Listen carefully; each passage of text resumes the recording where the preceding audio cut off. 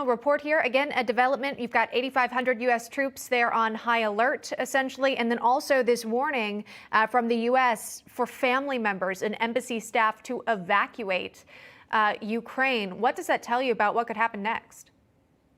Well, I mean, I think that it's very obvious that, given the weakened Biden administration, that we've seen a weakening of our national security as well. You've got 127,000 plus Russian troops that are on the Ukrainian border. You have other nations like China, who is increasing their military strength in the China Sea, as well as for threatening Taiwan. You've got North Korea, who is launching hypersonic missiles. You've got the Iranian proxy militias, who are getting more bold and launching attacks into the UAE and other areas. So, we're seeing a real national security crisis go on before our eyes. And, majority of this is because they understand the weakened, Biden approach after the Afghanistan's failed withdrawal, and the fact that he continues to draw these faux white, red lines, but doesn't follow through on them.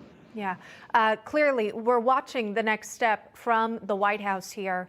Vice President Kamala Harris spoke earlier today about the ongoing tension. Here's part of that. Take a listen.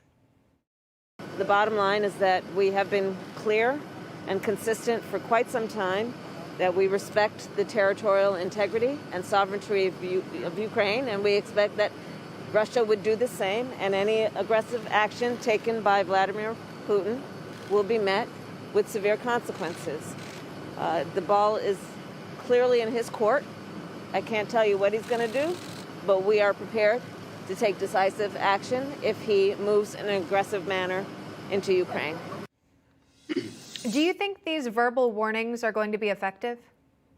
No, not at all. And in fact, it's kind of funny that they talk about the fact if Putin actually does the invasion. Well, here's a news flash. Vladimir Putin and Russia has already invaded Ukraine. They invaded it and took the annexation of Crimea. I was there personally when they were launching mortars and indirect fire and soldiers into Donetsk and other parts of the oblasts. So this has already gone on under the Biden-Obama administration, and now it's getting ready to happen again under the Biden-Harris administration. Again, we must not look at just being troop interventionists. We have to start looking at the sanctioning of Nord Stream 2, which cuts away the economic capabilities of Russia. We have to stop and go to the UNSC and start looking to lobby and do what we can to try and look at further sanctioning of Russia should they invade Ukraine. But we also have to stop with just the rhetoric and troop interventionist ideas. This is what got us into these never-ending wars to begin with. This, has been continuously a problem, and I don't think that Vladimir Putin takes Joe Biden or Kamala Harris serious in their words. Well, you talk about 2014, flashing back to the annexation of Crimea here. The fact that you were there, you would have seen the resources of Ukrainian troops at the time. Now, most recently today, again, receiving the second batch of U.S. weaponry and also support from NATO allies as well. What does the Ukrainian military force really look like? Would they be able to react to a Russian invasion?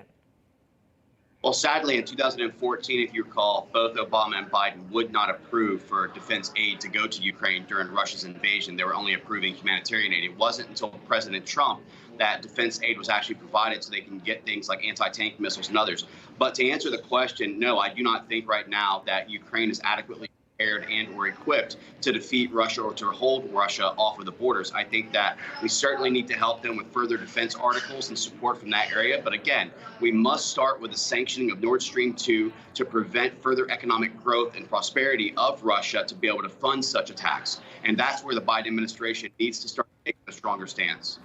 We've seen the GUARD Act being proposed by House Republicans. This all has to do, again, with the economic sanctions.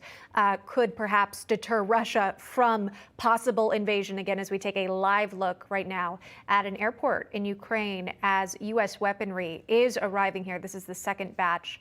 Cory Mills joining us live. Cory, thank you so much. We appreciate the insight and conversation.